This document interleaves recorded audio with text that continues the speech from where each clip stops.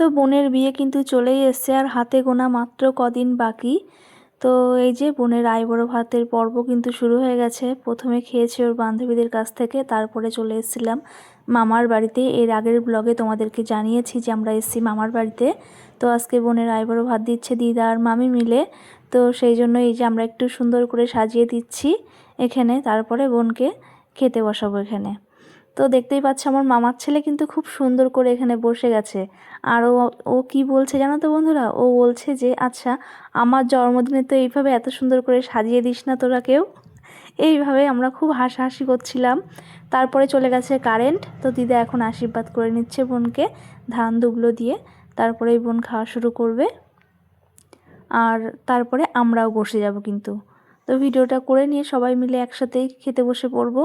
তো এখন দিদা আশীর্বাদ করে নিচ্ছে। মামার বাড়িতে কিন্তু একটা দিন বেশ ভালোই কাটালাম। আগের দিন বিকালে এসছি আর তারপরের দিন সারাদিন থেকে বোনকে আইবুড়ো ভাত খাইয়ে একবারে বিকালবেলা খাওয়া দাওয়া করে আমরা চলে গেছিলাম বাড়িতে। তো এই যে কারেন্ট চলে এসছে, তারপরে সবাই মিলে তুলে নিয়েছিলাম কটা ফটো, সুন্দর সুন্দর ফটো তুলে নিয়েছিলাম। আর তারপরেই আমরা একটু বাদেই খেতে বসে পড়েছিলাম আর খাওয়া দাওয়া করে কিন্তু রেডি হয়ে বাড়ি চলে গেছিলাম, কারণ লেট হয়ে যাচ্ছে। বোন আর আমি যাব অনেকটা রাস্তা, তো দুটোই মেয়ে মানুষ, তো সেই জন্য সকাল সকাল খেয়ে দিয়ে আর একটু বসিনি, বেরিয়ে পড়েছিলাম। আর এই যে আমার মামার মেয়েরা আমাদেরকে আগিয়ে দিতে যাচ্ছিল।